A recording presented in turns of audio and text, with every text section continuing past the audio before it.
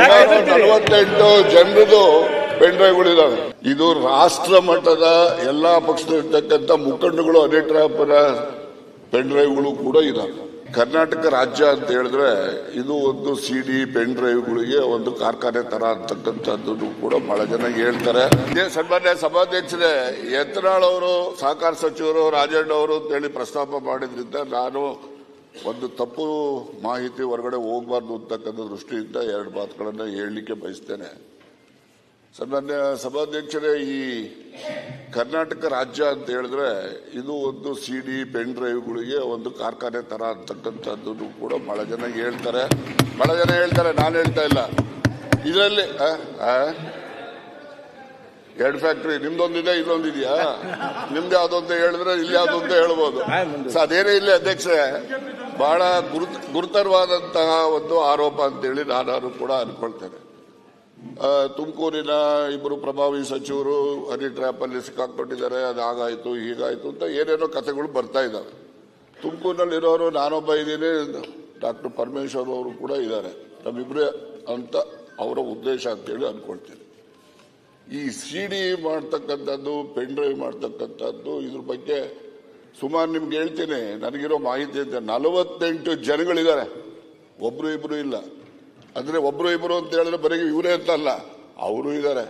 ಆದ್ರೆ ಇವೆಲ್ಲ ಬಹಳಷ್ಟು ಜನ ನ್ಯಾಯಾಲಯಗಳಲ್ಲಿ ಇದನ್ನ ಬಹಿರಂಗ ಮಾಡಬಾರ್ದು ಅಂತಕ್ಕಂಥದ್ದಕ್ಕೆ ಸ್ಟೇ ತಗೊಂಡಿರ್ತಕ್ಕಂಥದ್ದು. ಅಲ್ಲೂ ಕೂತವ್ರೆ, ಇಲ್ಲೂ ಕೂತವ್ರೆ, ಆ ಪ್ರಶ್ನೆ ಬೇರೆ.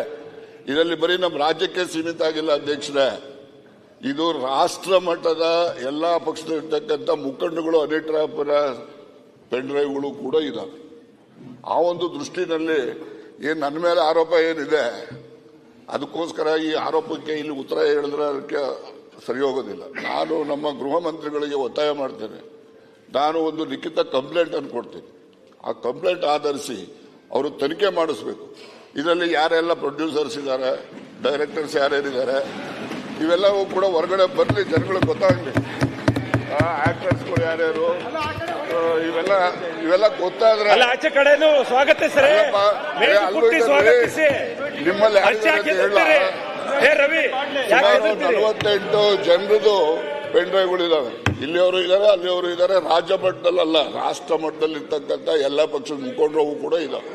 ಅದರಿಂದ ಇದೊಂದು ಪಿಡುಗು. ಇದು ಸುಮ್ಮನೆ ಯಾರೋ ಒಬ್ರು ಮಾಡಿದ್ರೆ ಎಲ್ರಿಗೂ ಕೂಡ ಅನ್ವಯ ಆಗೋ ರೀತಿಯಲ್ಲಿ ಅದನ್ನು ಆರೋಪ ಮಾಡ್ತಕ್ಕಂಥದ್ದು ನಿಲ್ಲಬೇಕು. ಜನರುಗಳಿಗೆ ಏನು ಸಾರ್ವಜನಿಕ ಜೀವನದಲ್ಲಿ ಇರ್ತಕ್ಕಂಥವ್ರಿಗೆ ಹೊರಗಡೆ ಗೌರವ ಬರಬೇಕು, ಆ ರೀತಿ ಆಗಬೇಕು ಅಂತಕ್ಕಂಥ ಉದ್ದೇಶದಿಂದ ನಾನು ಗೃಹ ಮಂತ್ರಿಗಳಿಗೆ ಒತ್ತಾಯ ಮಾಡ್ತಕ್ಕಂಥದ್ದು. ನಾನು ಲಿಖಿತ ಕಂಪ್ಲೇಂಟ್ ಅನ್ನು ಕೊಡ್ತೇನೆ. ಅದ್ರ ಮೇಲೆ ಅವರು ಸೂಕ್ತವಾಗಿ ತನಿಖೆ ಮಾಡಿಸಿ ಯಾರೆಲ್ಲ ಇದ್ದಾರೆ, ಅವ್ರು ಯಾರೇ ಇರಲಿ, ಅದು ಎಲ್ಲವನ್ನೂ ಕೂಡ ಸಾರ್ವಜನಿಕರಿಗೆ ಬಹಿರಂಗ ಆಗಬೇಕು. ಸುಮ್ಮನೆ ಪಾಪ ಈ ರೇವಣ್ಣವರು ಅವ್ರದ್ದು, ಅವರ ಇನ್ನೊಂದು ಕುಟುಂಬದ್ದು ಇವೆಲ್ಲ ಬರ್ತವೆ. ಈಗ ನನ್ನ ಮೇಲೂ ಕೂಡ ಅಟೆಂಪ್ಟ್ ಮಾಡಿದ್ದಾರೆ ಅಂತಕ್ಕಂಥದ್ದಕ್ಕೆ ಪುರಾವೆಗಳನ್ನು ಇಟ್ಕೊಂಡಿದ್ದೀನಿ ನಾನು. ಅದ್ರ ಬಗ್ಗೆ ದೂರನ್ನು ಕೊಡ್ತೇನೆ. ಅದಕ್ಕೆ ಗೃಹ ಮಂತ್ರಿಗಳು ಒಂದು ವಿಶೇಷವಾದ ತನಿಖೆಯನ್ನ ಮಾಡಿಸಿ ಯಾರೆಲ್ಲ ಇದ್ದಾರೆ ಅವನ್ನೆಲ್ಲ ಕೂಡ ಬಹಿರಂಗ ಮಾಡಬೇಕು ಅಂತಕ್ಕಂಥದ್ದು ನನ್ನ ಒತ್ತಾಯ.